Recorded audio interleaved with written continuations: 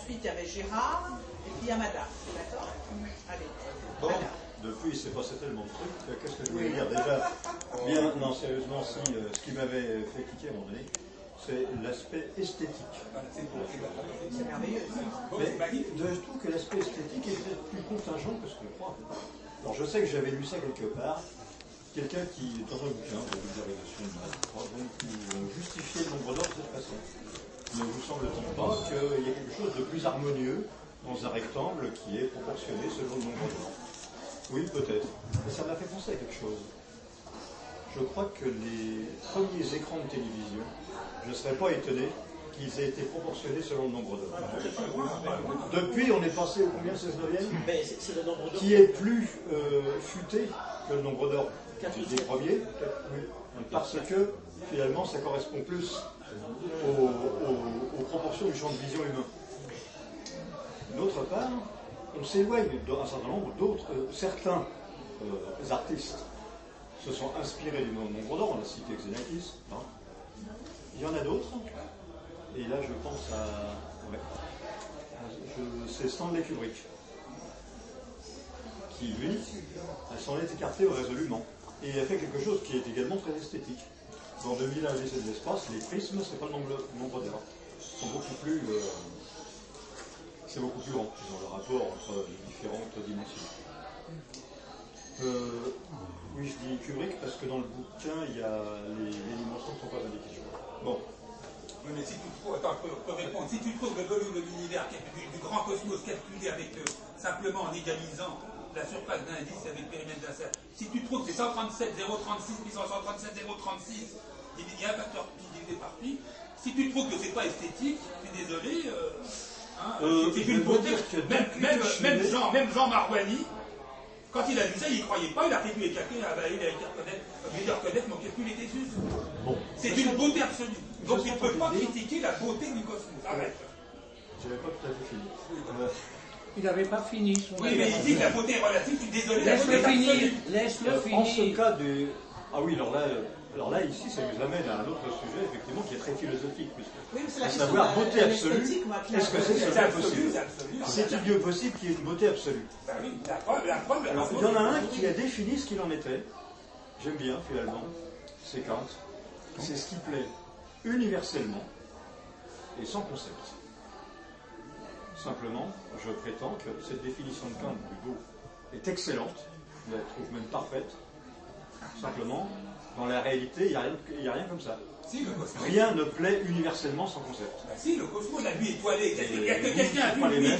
Est-ce que quelqu'un a déjà vu une nuit étoilée, par exemple, dans un bel nuit, et qui n'a pas été ému? Je suis désolé, la beauté absolue, c'est le cosmos. Ça se voit directement. Il y a un bouquin de... Est-ce que je peux intervenir, parce que tu parles fort, tu pourrais parler plus doucement. Mais ce que je voudrais quand même te dire, c'est que tu nous parles de géométrie, d'esthétique, mais tu as terminé.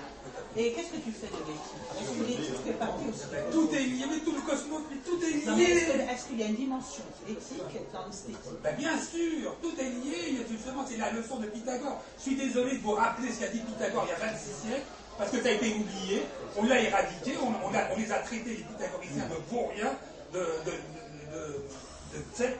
Voilà, les Pythagores ont été considérés comme une mauvaise secte. Voilà. Mais vous avez raison, la formule elle est marché. Comment? J'ai vérifié la formule, elle est marché. Mais c'est extraordinaire. Est-ce que c'est beau? Est-ce que tu as le sentiment d'une certaine beauté? Oui, 1836, c'est quoi déjà? Je comprends bien cette idée de beauté. C'est la base de quoi déjà? La base du proton. C'est impressionnant. Bon, vas-y, continue, Anna. Vas-y, Anna. Bon, ben, j'avais pratiquement fini. Je peux laisser la parole. Vous êtes sûr que c'est la base du proton? Je ne me rappelle pas. Michel, c'est la base du proton par la base des électrons, c'est 1836,15, 26, 54. On la connaît avec 9 chiffres. Oui, alors moi, ça m'intéresse. Comment veux-tu que je ne m'énerve pas avec des remarques comme ça? Je ne me rappelle plus.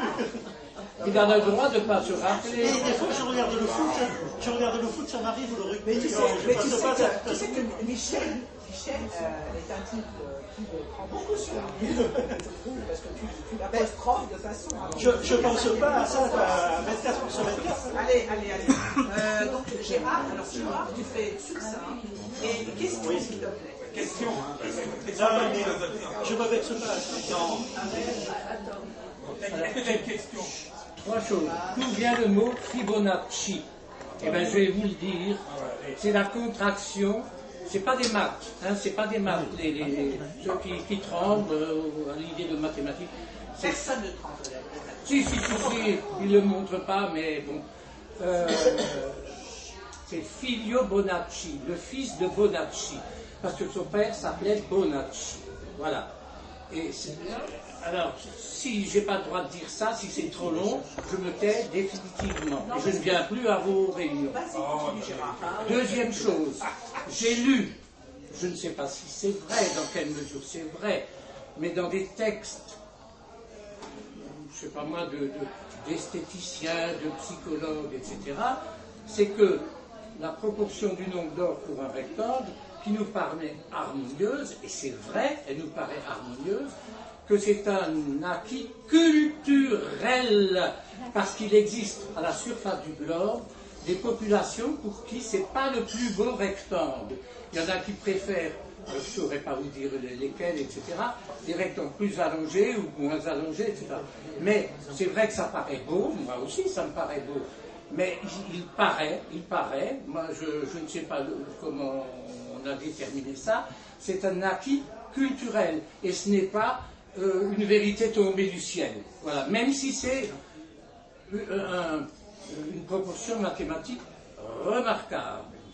Maintenant, dernière chose, et c'est une question que je pose à Francis, tu fais grand cas du nombre 137 ou 137, etc. Je n'ai pas dit le contraire, alors laisse-moi finir. Putain de bordel de merde. Des grands cas, j'aime bien le terme. Je dis que c'est un nom important, fondamental, à la fois en mathématiques et en physique. Mais tout le monde l'a entendu, et personne n'a rien compris. Ne pas, Michel. Bon, vas-y, pose ta question. Oui, est-ce que je peux finir? C'est pas long. Donc 137, tu as dit, si ma mémoire est bonne, dans une précédente réunion, que ce 137 était un des nombres de la suite de Catala. J'ai vérifié dans le dictionnaire de Le Lyonnais et compagnie. C'est pas 137, c'est 132. Alors explique-moi la différence. Non, mais attends, c'est écrit dans le dictionnaire, je ne l'ai pas ramené aujourd'hui. Non, mais attends, tu veux que c'est 132, c'est pas 137. Série de Catala. C'est un menteur, c'est ça que tu veux dire.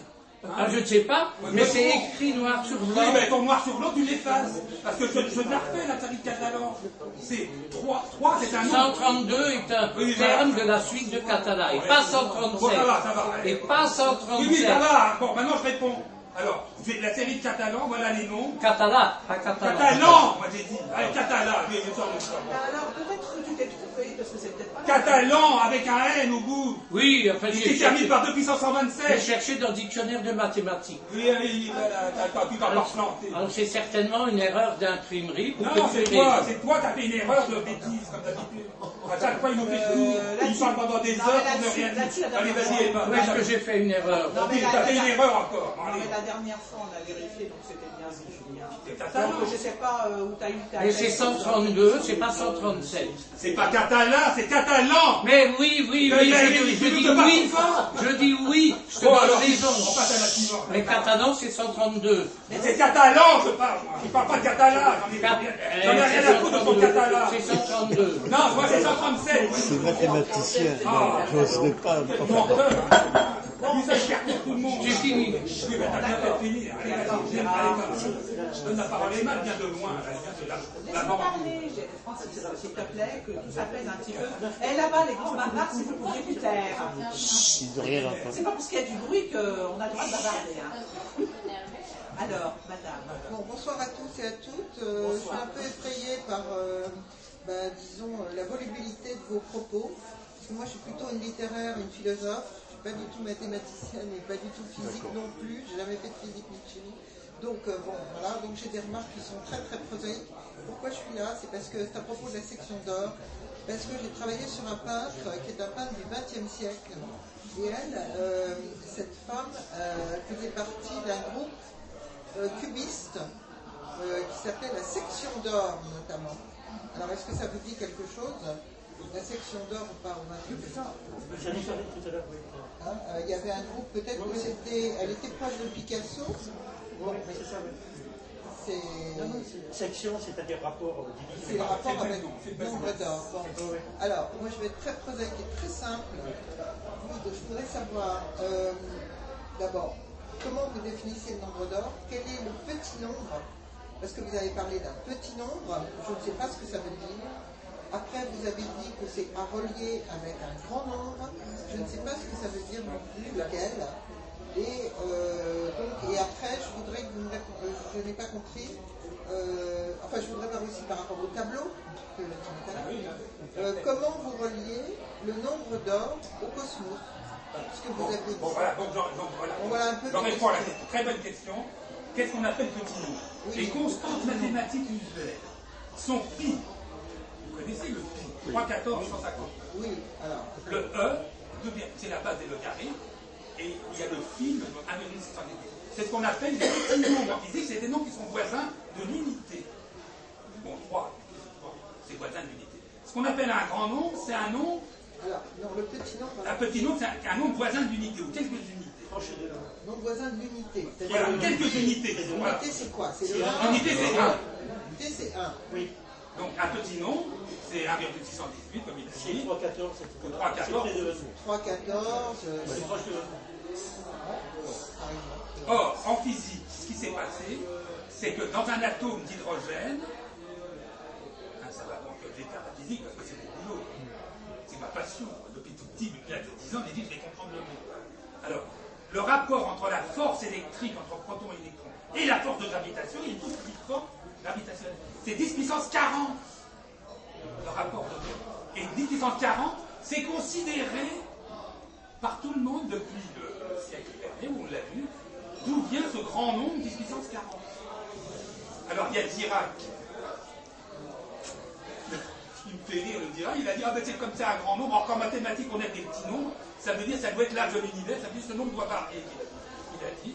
Et pour l'associer justement à la constante de gravitation de l'astronomie, il a voulu faire varier la constante de gravitation, et on a observé que ça ne marchait pas. Donc c'est un grand nombre qui est apparu, et figurez-vous que c'est voisin de 2 puissance 127. Donc vous retrouvez un terme qui est une puissance qui appartient dans la série Catalan, avec un lan, un n à la fin. C'est 132, il vient de vérifier. Alors on raconte n'importe quoi, c'est sans tromper. C'est Wikipédia?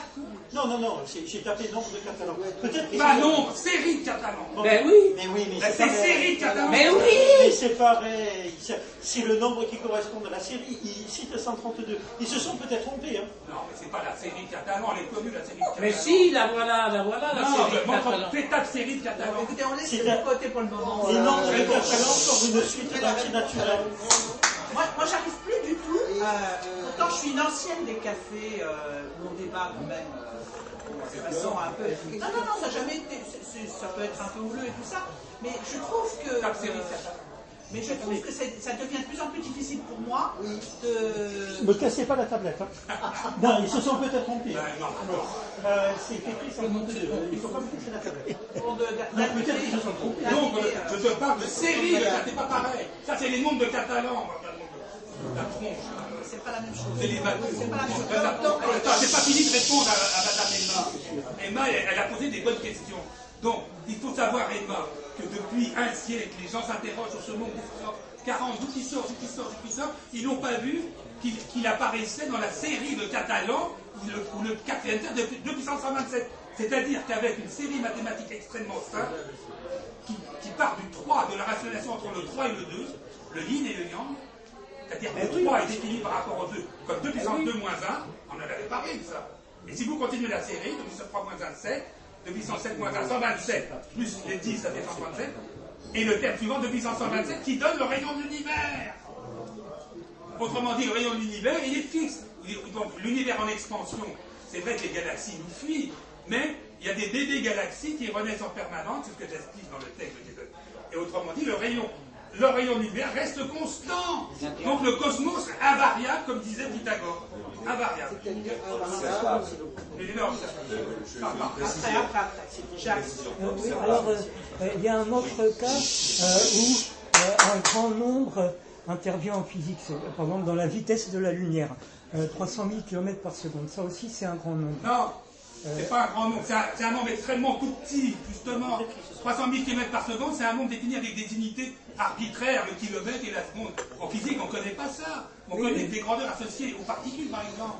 Et justement, c'est ce que j'allais dire. Est-ce que c'est pas une question de choix d'unité? Voilà. Parce que non, mais dans là, le cas... non, mais il a posé une bonne question. Laisse-le terminer. Non, mais tu parles pas à ma place, Gérard. Personne ici ne parle à ma place. Voilà, trop bien.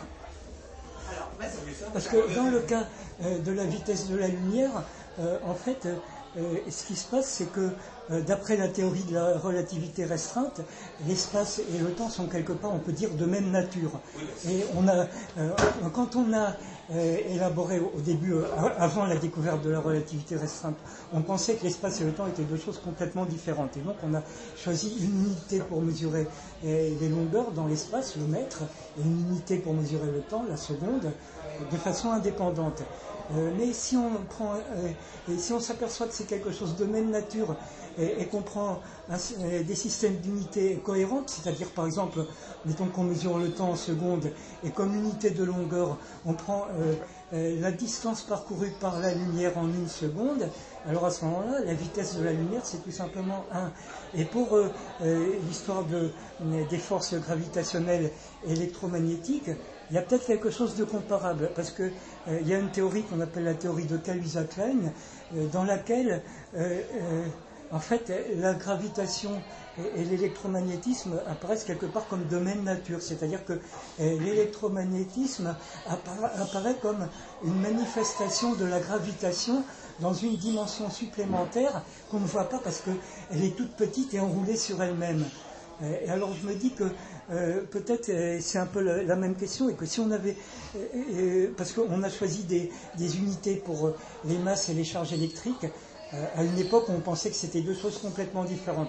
Mais si on avait soupçonné que c'était des notions de même nature et qu'on avait choisi un système d'unités cohérentes, à ce moment-là, le rapport de la force électromagnétique à la force gravitationnelle aurait été 1 si on avait choisi le bon système d'unités. Très bien, très bonne remarque. Alors attention, il a raison. C'est quoi son prénom? Jacques. Bon, Jacques. Alors non, effectivement, ils ont pris des unités complètement... Par exemple, le Coulomb en électricité, c'est catastrophique. Parce que c'est une unité qui ne sert à rien et qui permet d'introduire un coefficient epsilon qu'on appelle la permittivité diélectrique du vide. Vous trouvez ça dans tous les documents officiels. C'est dans l'enseignement. Permittivité diélectrique du vide, une grandeur qui n'a aucune signification à cause du choix des unités. Très bien, donc le choix des unités est extrêmement important. Mais là où tout est rien, il faut se rappeler ce que Poincaré avait dit. Poincaré, le véritable découvreur de la relativité. Non pas Einstein, qui était un copieur. Ça a été démontré. Donc c'est Poincaré a dit, attention, effectivement on peut raisonner dans un espace-temps 4 dimensions, espace-temps, mais surtout, s'il vous plaît, qu'il avait dit, ne confondez pas du temps et de l'espace. Le temps, c'est pas de l'espace. Alors quand on fait ça, quand on assimile le temps et l'espace, comme on fait tous les physiciens mathématiques pendant tout le siècle, ils ont fait C égale 1 dans leur équation, du coup, ils n'ont pas vu qu'en éliminant le C entre 3 constantes universelles, on obtient le rayon d'univers, que j'ai fait en 3 minutes.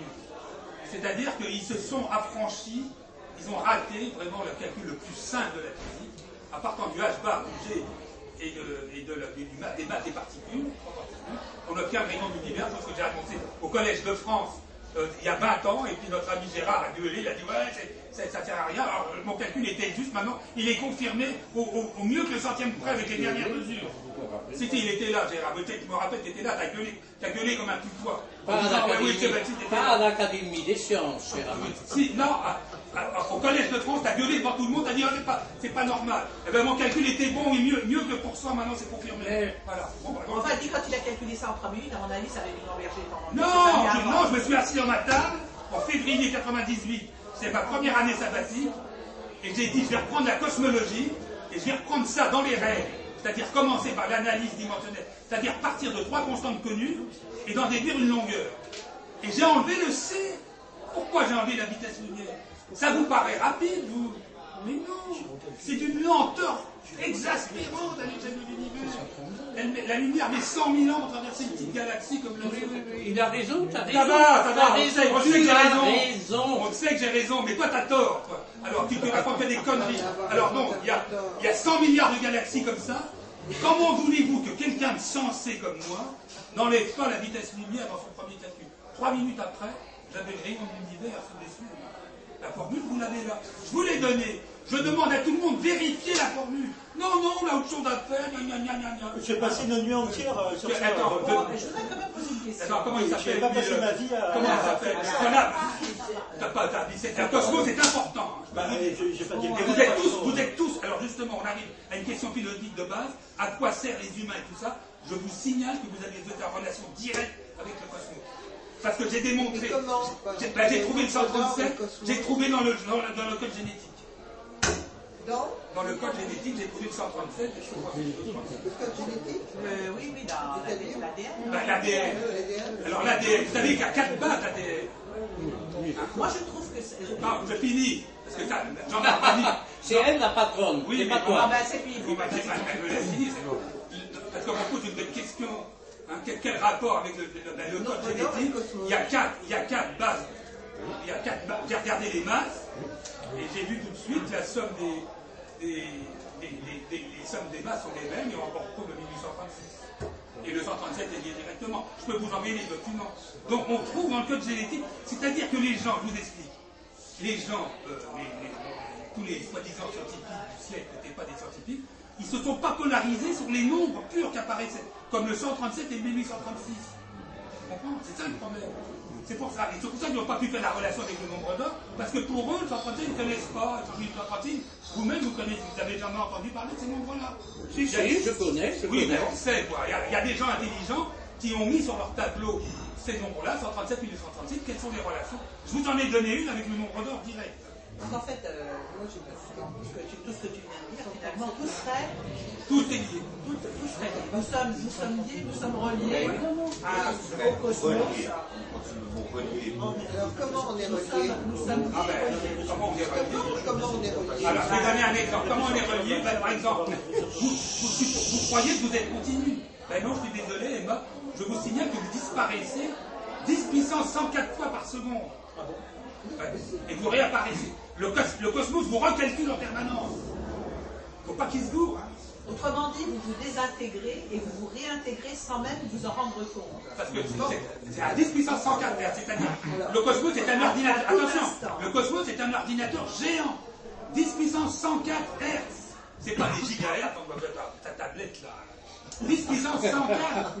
Non, il est ridicule, t'es ridicule. Ce qui est intéressant dans cette théorie, c'est la question de la téléportation, par exemple. Moi, ça m'intéresse, la téléportation. Voilà. Autrement dit, ce qui semblait être de la science-fiction, de la science-fiction est quelque chose qui a peut-être, je ne sais pas, il y a une possibilité d'interrompre une de vos désintégrations et de vous réintégrer un peu plus loin. Mais quand je dis un peu plus loin, c'est à l'échelle du cosmos. Ça peut être à l'autre bout de la galaxie. Alors ça voudrait dire, est-ce que ça voudrait dire par exemple que l'être humain, finalement il y a quelque chose en lui, je ne sais pas quoi, les particules, ne disparaît jamais finalement. Ne disparaît jamais, il peut se transformer, alors il y a se perd, se transforme. Voilà, c'est ça. Non, mais c'est intéressant. Oui, mais le nombre d'heures. Autrement dit, dans ta théorie, est-ce que ça voudrait dire, par exemple, est-ce que tu serais d'accord avec un Stéphane Opis qui dit qu'il y a d'autres univers, qu'il y a des univers parallèles? Non, c'est un abruti complet. Qui ça? Je me parle aussi. Non, mais il a écrit, j'ai aucun mérite, je suis assis sur des épaules de géants. Moi, j'ai vu que des nains là, dans la physique contemporaine, sauf Eddington. Alors Eddington, lui, il a vu cette histoire de 10 puissance des grands nombres. Tout de suite, il a dit ça, c'est quelque chose d'important. Et il a relié aux 2 puissance 256. Il avait prévu des formules qui s'adaptent. Moi, je confirme cette formule. Eddington était un pionnier. Donc, je ne suis pas le premier. Hein.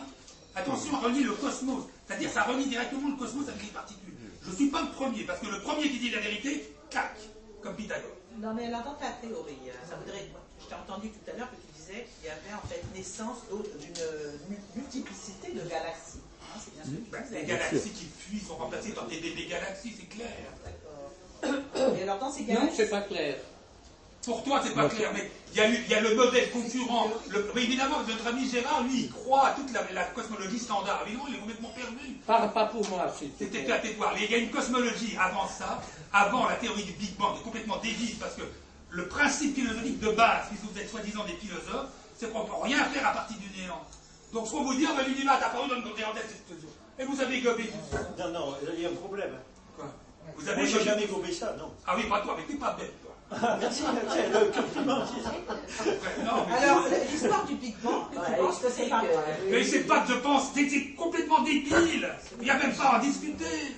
Donc l'univers n'a ni début ni fin. Là, on devient sérieux. Là, on devient sérieux. L'univers ni début ni fin. Là, on rejoint les Grecs anciens. Ils disaient ça. Hein. Ni début ni fin. Bon, alors là... Je comprends pas ce que tu dis, répète. Ni début ni fin, c'est clair. Sans commencement. Hurle pas, hurle pas. L'univers n'a ni début ni fin. Ah bon, j'ai compris, ni du fin, ni du fin. Mais ni du fin, pour moi, ça veut Ça rien va. dire. Bon, donc l'univers étant, disons, permanent, il y a quand même des galaxies qui nous fuient, pour d'autres raisons que je vais pouvoir vous expliquer. Les galaxies nous fuient. Ça se comprend, on a vu le débat ce soir. Donc, non mais attends, mais parce qu'il ne faut pas qu'ils meurent idiots, ces gens-là. Donc, les galaxies s'en vont, et il y a un modèle, c'est pas moi qui l'ai introduit, c'était un ingénieur américain, là. Il s'appelait Gold, Thomas Gold. Il a été voir un film, parce que vous avez le cinéma. Il a été voir un film dans le... Gérard, arrête d'embêter les mains, s'il te plaît, parce qu'elle m'écoute. Je suis un homme libre, je fais ce que je veux. C'est moi qui suis en train de lui poser un... C'est elle qui est en train de me poser une question. Emma, Alors la politesse demande que je lui réponde. Oui, mais moi, Emma, je dis à Emma, c'est là que ça se passe, c'est pas là. C'est là que ça se passe. Écoute bien. Donc, Thomas Gold, Faut me parler doucement. Thomas Gold, il a été voir un film. Et dans le film, ça s'appelait la fin de la nuit 1 d'Oppenheim. Le film, à la fin, il paraît que le début. Donc à la fin du film, on revient à la scène principale du début.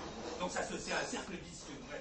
Donc du coup, il était très étonné, il est revenu, il a discuté avec ses collègues qui s'appelaient Hoyle, Fred Hoyle, et l'autre, c'était un autre, un matheux. Ouais, il a décollé complètement. Bondy, Hermann Bondy.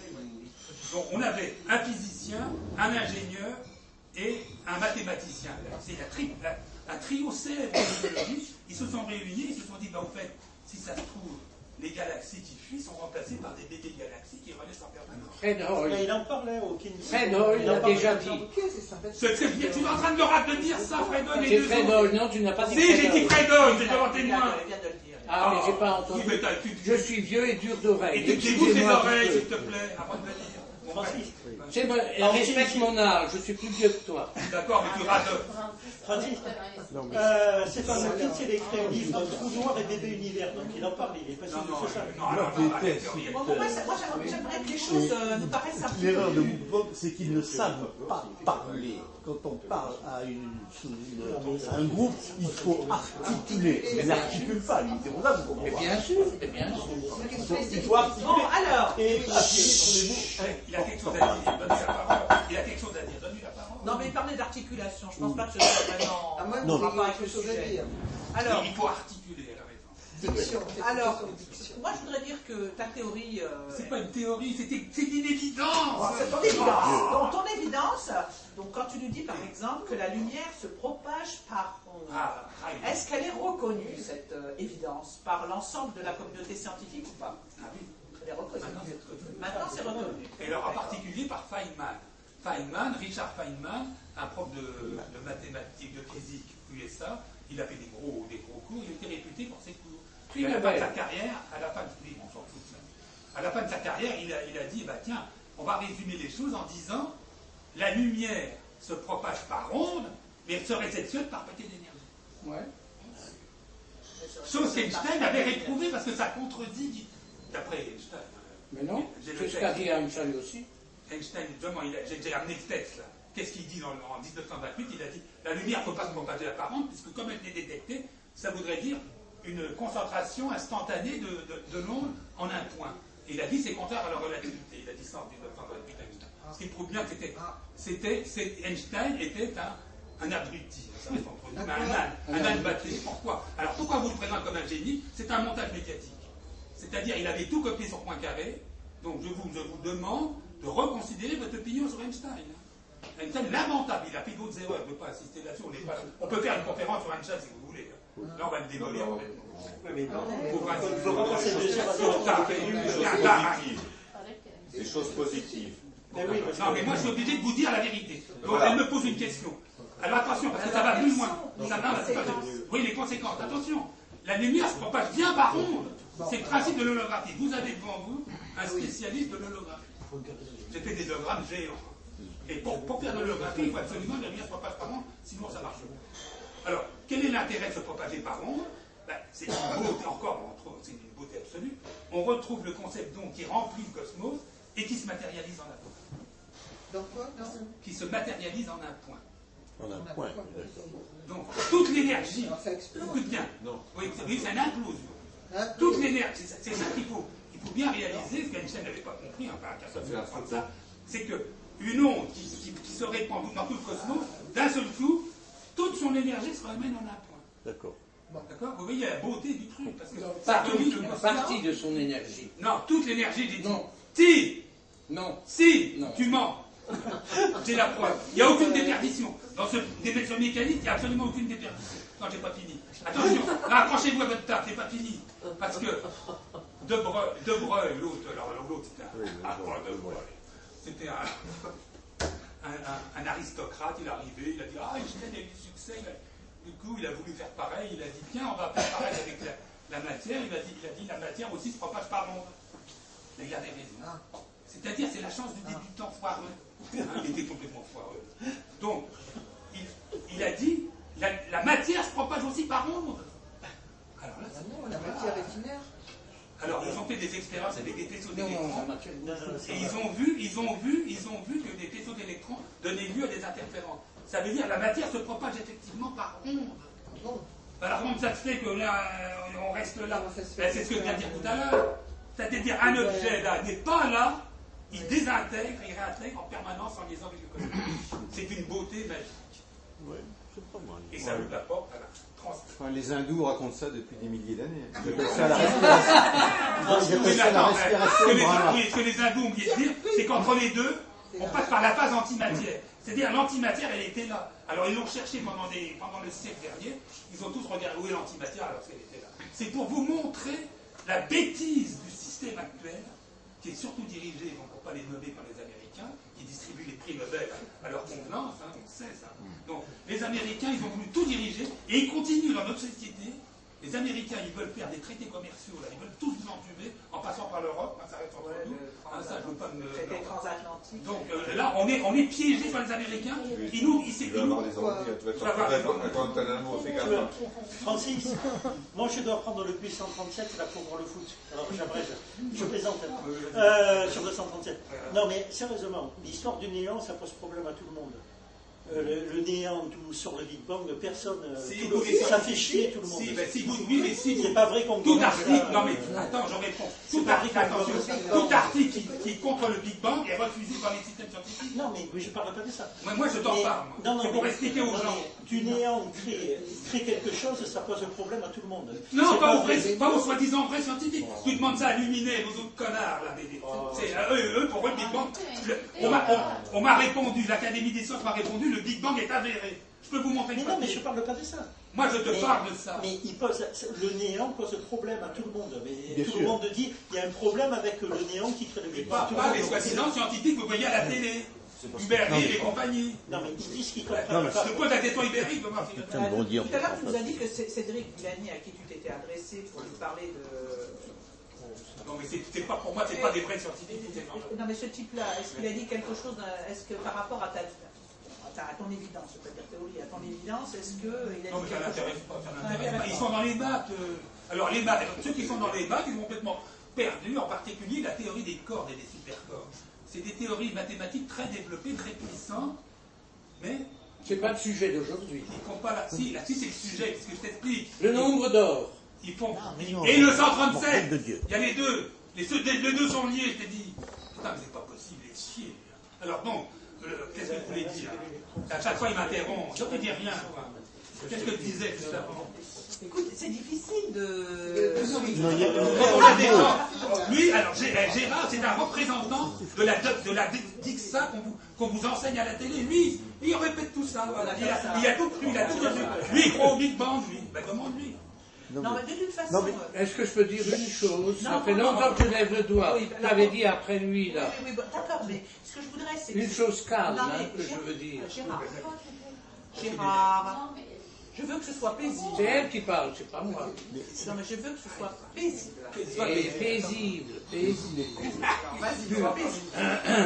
Alors, oui, la vitesse de la lumière, qui est grande à l'échelle humaine, est ridiculement petite à l'échelle du cosmos. C'est ce que j'ai dit.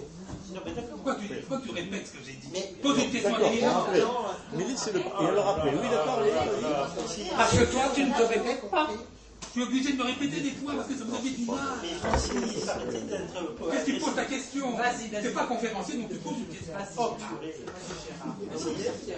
Il va dans votre sens, vous le cassez. Oui, je vais dans son sens et il me casse. Ça, c'est sa technique. Il fait semblant d'être avec toi, puis après, il essaie de te briser. Mais non. C'est catalan, là. Catalan, Il y a un...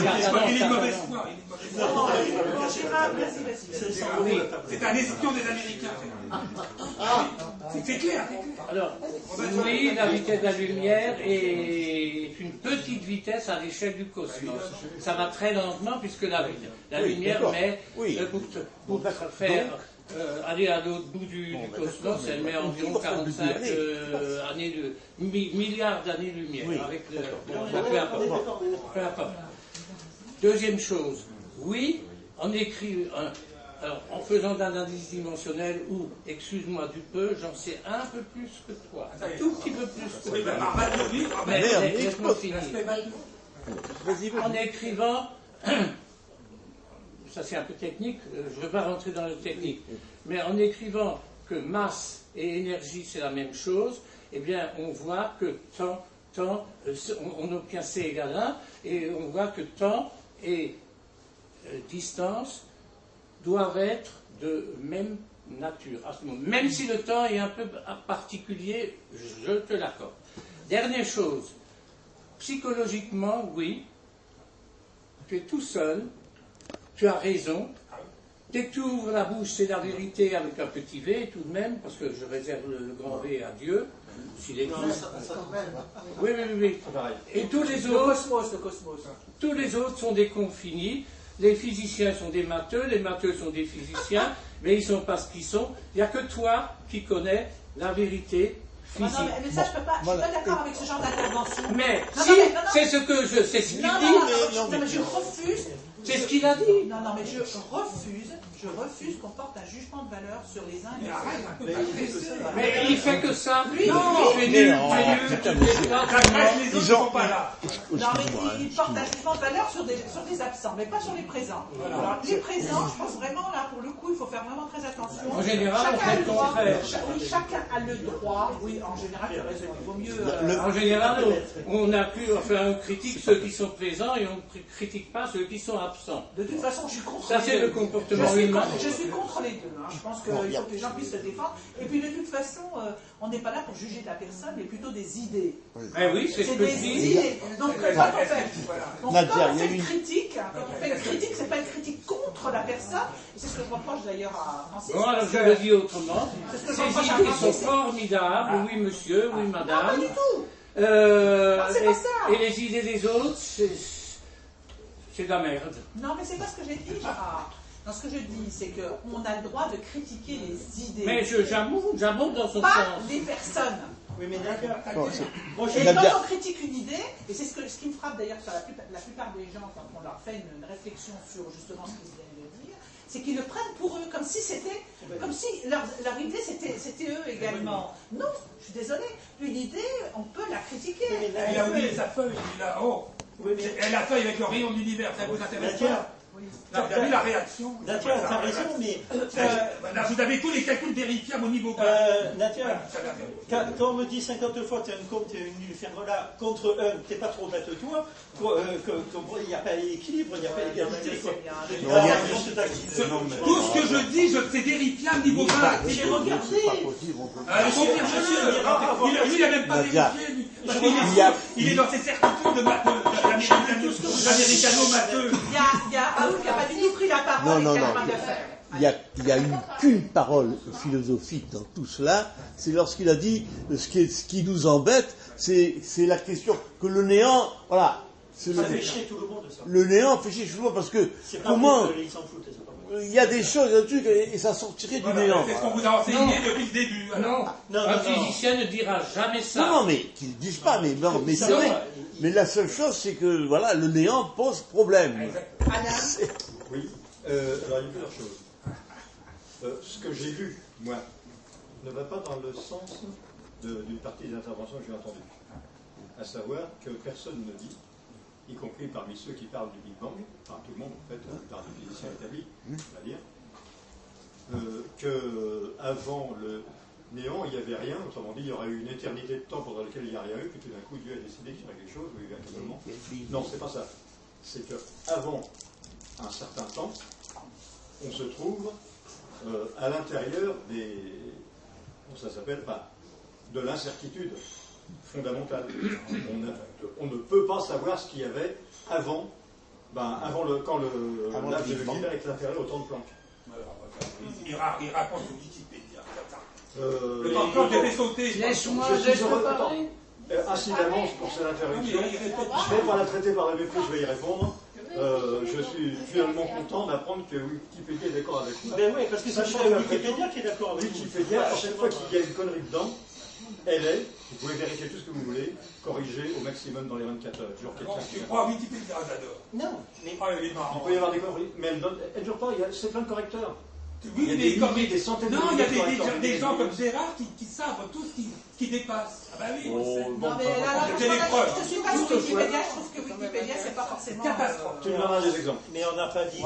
Des élèves, par exemple, qui vont sur Wikipédia pour pomper des trucs. Est-ce que t'as le Cosmos dans Wikipédia? T'as le Cosmos, tu vas voir. Ils ne connaissent pas le Cosmos dans Wikipédia. Ah ben voilà, il n'y a pas le mot Cosmos. Il faut le dire, il faut faire, il faut écrire. C'est pas la peine, il m'enlève. Quand j'écris quelque chose, il Il y a m'enlève. une espèce de point d'ordre. Si les Américains, Premièrement, Oui, en ce qui concerne le fait qu'il puisse y avoir effectivement des oppositions de personnes à l'occasion d'oppositions de théorie. Je me souviens encore, parce que ça m'a frappé, ce qu'a dit John Bell, les inégalités de Bell, pour ceux qui connaissent. Bon, c'était un matheux, mais très costaud, quand même. Et lorsque Alain Aspect, l'expérience d'Aspect, est allé voir John Bell pour lui parler de ce qu'il avait l'intention de faire, je me souviens de la question, la question que lui a posée John Bell, elle m'amuse encore, c'est bon, votre carrière, vous êtes sûr que vous avez les reins solides sur le plan de votre carrière professionnelle, parce que vous allez déranger du monde, dès qu'ils doivent leur carrière à des théories inverses de celles que vous dites comme ça. Bon, c'est une autre affaire. Il y a un troisième point, là c'est une pierre, ce sera une pierre dans le jardin de Francis. Petite. Je sais déjà, non pas le sujet officiel, mais ce dont on va parler lors de notre prochaine réunion, celle qui aura lieu à la rentrée, parce que là il va y avoir les vacances. 137. Oui, il a deviné. 137, quel que soit le sujet proposé, ce sera 137. Je vous l'ai déjà démontré, 137. Vous pouvez vérifier chez vous ce soir. Je l'ai regardé, moi. Ça m'a calculé dans 137. Mais ça m'a beaucoup intéressé. Oui, t'as vu, c'est dans la série harmonique. Mais oui, mais ce soir c'était le nombre d'eau, moi je venais, mais bon, on va pas Il y a parler de 137 sous le concept de nombre. Ce qui est important, c'est le concept de nombre. Donc, le nombre d'or, c'est un nombre petit. Le 137 est déjà assez grand. C'est ça qu'il faut que vous compreniez. C'est un nombre énorme déjà par rapport aux matheux normaux. Ah bon Bah oui, parce que j'ai dit un petit nombre, c'est de l'ordre de l'unité. 137, c'est déjà grand. Oui, donc c'est un nombre qui est totalement anormal. Et il sort comme une montagne dans la série harmonique. Non mais, Francis, moi j'entends tout ce que tu dis. Mais ce qui m'intéresse, je vais te laisser la parole à Francis. Alors, moi j'ai une question, non pas en tant que participant de cette réunion, mais en tant que, disons, un peu co-organisateur de cette activité, et plus particulièrement dans le domaine technique et du site web. Parce que, donc là, c'est une question pour toi, Nadia. Dimanche dernier, tu m'as annoncé que ce soir, le sujet serait le nombre d'or présenté par Michel Turini. Et là, j'arrive ce soir et je vois que, en fait, il y a deux exposés, le nombre d'or présenté par Michel Turini et le 137 présenté par Francis Sanchez. Alors, Je voudrais savoir un peu qu'est-ce qui s'est passé entre-temps. C'est passé qu'elle avait oublié qu'au départ, c'est moi qui devais parler de 137. Mais quand elle m'a appelé, j'ai dit, est-ce que ça a été convenu avec Michel Turini dès le départ que ça serait le nombre d'or et le 137, ou est-ce que ça a changé depuis dimanche? Non, parce qu'entre-temps, ce qui s'est passé, c'est que on s'était parlé avec Francis il y a à peu près 2 ou 3 mois, et on s'était dit, bon, pourquoi pas parler des nombres. Donc on avait retenu en effet le 30. Mais le problème, c'est qu'entre-temps, on n'avait pas eu de conversation avec Martin Antilles, et donc on se dit que peut-être il avait pensé que mais non, j'ai qu'une seule parole. Donc j'ai vu Michel entre-temps, et j'ai dit à Michel, écoute, j'ai personne pour le 30 juin, et donc Michel m'a dit, bon, bah, c'est le nombre d'or que j'aimerais bien faire. Okay. Et après, je l'ai vu dimanche, Francis. Oui, vous êtes tous invités, très bien. Sauf les Américains. Et donc là, il m'a dit, mais le 30, alors, je dis, bon, c'est les nombres, alors est-ce qu'on peut faire le lien? Et j'avais dit à Michel, est-ce que tu es d'accord pour qu'on fasse nombre d'or mais c'est lié, moi j'ai accepté de faire les nombres. Pourquoi? Parce que c'est clair, c'est le concept de nombre qui a été oublié. C'est Pythagore a dit, tout est nombre, c'est pas moi qui l'ai dit. Donc, si j'ai bien compris, ça a été décidé après que tu me dises au phare, et avec l'accord de Michel. Et avec l'accord.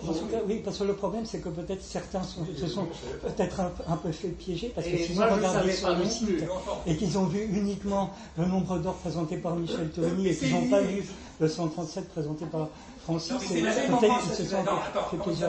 Ça aurait peut-être été bien dans ce cas de tout de suite m'en informer et de me dire de mettre sur le site. Je ne vais pas me répéter, Jacques. Notre ami Michel, je suis obligé de me répéter avec toi. Notre ami Michel, on lui a mal dit parce qu'il a capouillé. Ce qu'il voulait dire, c'est que le nombre d'or est relié directement au cosmos. Puisque une simple proportion dans une ligne, vous le retrouvez dans le dodécaèdre, vous le retrouvez partout. Donc, c'est l'idée du cosmos de Pythagore qui avait dit tout est nombre. On a oublié le concept de nombre en philosophie. Si vous regardez les philosophes, là, personne ne parle de nombre.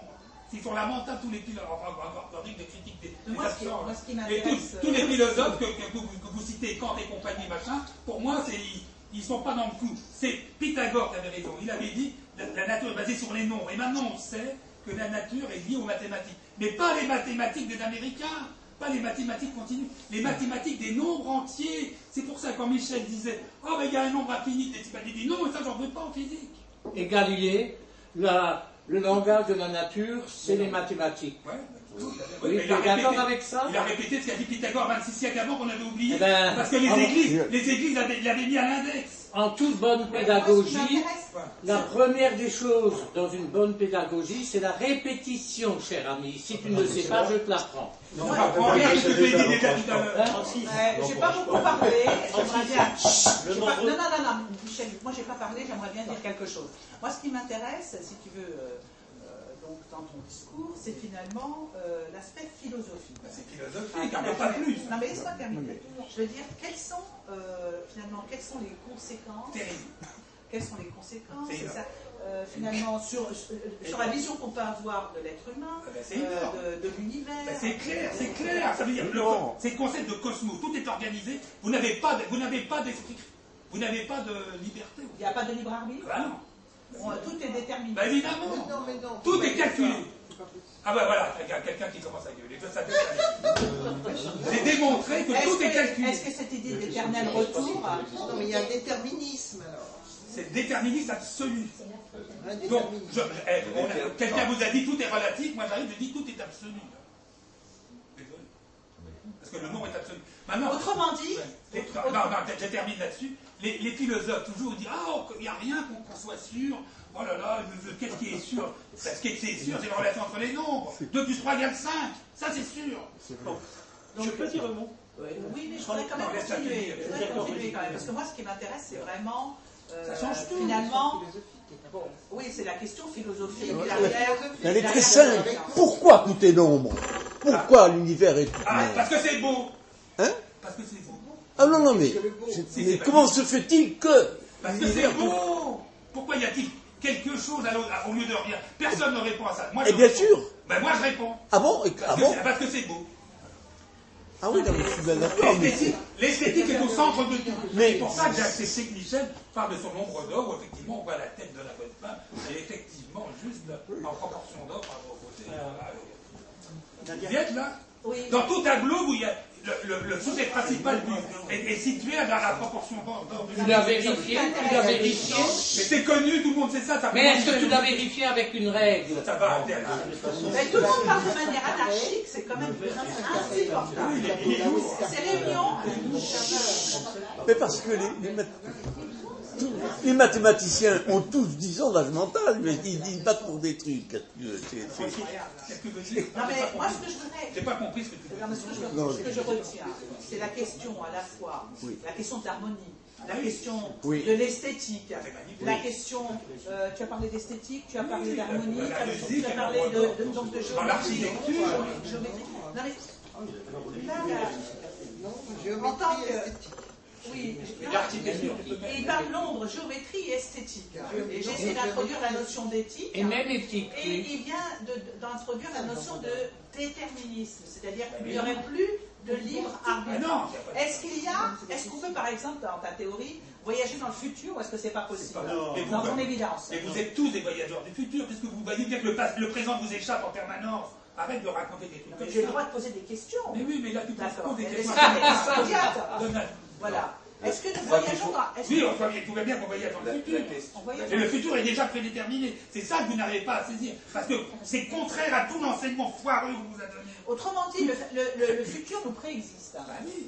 Et en plus, attention, ça va plus loin. Non, je la termine. Il n'y a pas de non. Attention, écoutez bien, parce que là, vous allez encore frémir, Emma va pas être contente. Vous allez revivre les mêmes événements que là. Oui, c'est ça. Au point près. Donc, ça, je n'ai pas calculé. Dans certains nombres de milliards d'années, on sera tous au même endroit là, attention. C'est possible. Parce que c'est cyclique. Hein. Ben si, parce que la beauté est cyclique. Quand vous écoutez un beau morceau de musique, la première chose, vous le remettez. Question. Si c'est cyclique, si tout est cyclique, et qu'en même temps tout est absolu, c'est quel numéro de cycle là où on est maintenant? Ah oui, bonne question. Mais tu disais fort justement, Nadia, que tout est déterminé, le libre arbitre. Or, il est évident que, enfin, en tout cas, dans les esprits de l'homo sapiens, le libre arbitre est pris. La preuve, c'est que lui, il a telle opinion, l'autre, il a telle opinion, moi, j'ai une autre opinion, et lui, il a un autre goût, et elle a des goûts différents, alors que, donc, on n'est pas... C'est ça la beauté du cosmos. Ben voilà, la beauté du cosmos, c'est que la liberté existe. Non, mais quel est l'intérêt? C'est magnifique. Non, mais attends, mais quel est l'intérêt pour chacun d'entre nous d'avoir... Ah ben ça change tout. Alors, ça change toute votre perception. Je vais prendre la parce parole. que quand je vous explique, c'est une question de fonction. L'ordinateur, superordinateur du cosmos a créé des fonctions, a mis en place des fonctions. Et nous avons tous des fonctions. Et elles sont diverses, ces fonctions. Mais elles